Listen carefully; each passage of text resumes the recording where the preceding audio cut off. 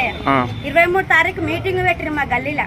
Meeting పెడితే meeting ఆడిపోయినా 2 సార్లు bank వాళ్ళు ఫోన్ చేసిండు. ఎందుకు చేసిండ్రు ఏమో నేను మళ్ళీ చేసిన.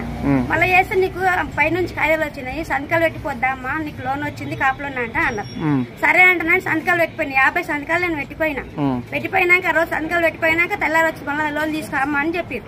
ఆ రోజు తెల్లారి మళ్ళీ వచ్చిన సార్ లేకుండే, లోన్ రాసి సార్ లేకుండే, కాపులోన్ రాసి సార్ లేకుండే.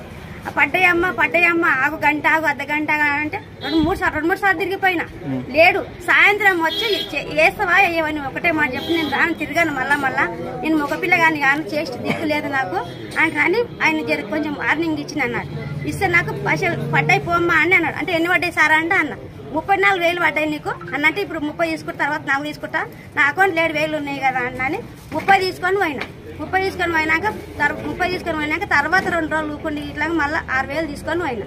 6,000 ఖర్చు పెట్టుకుంటాయి మంచిగా వచ్చినాయి. ఈ రోజు మేము వారపొల్ల గట్టేది ఉండే అయితే ఇళ్ళకెళ్ళి ఒక లోటు తీసి కట్టాము. ఏమైతుంది 3 వారాలు అయితే మళ్ళీ పోవట అని ఇళ్ళకెళ్ళి ఒక లోటు తీసి సార్కి ఎన్నికైతే ఆయన వద్దలేడు. ఎక్కడ ఈ పైసలు నీకు ఎవరు ఇచ్చిండ్రు అని అంటే ఈ పలానా జాగాలు ఇచ్చారు సార్ ఏం చేస్తుంది మరి అని అంటే ఏమన్నా చేసుకో, డబ్బులు ఉన్నాయా లేవో నీ దగ్గర అంటే ఆయన అంటేనే నేను మళ్ళీ తీసుకొని మళ్ళీ వచ్చిన.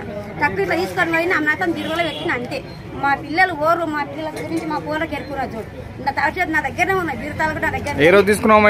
23 తారీఖు మీటింగ్ లో మొత్తం కంప్లీట్ అయిపోయినాయి. సాయంత్రం ఎంత అయింది నాకు తెలియదు. నేను నేను చదువుకోలేను సార్, అసలు నాకు తెలియదు ఇంత మోసం అని నాకు తెలియదు. అసలు గంజిలా ఎన్నిసార్లు తెచ్చుకున్నా ఇంత కాలే నేను అసలు ఎన్నిసార్లు కాపు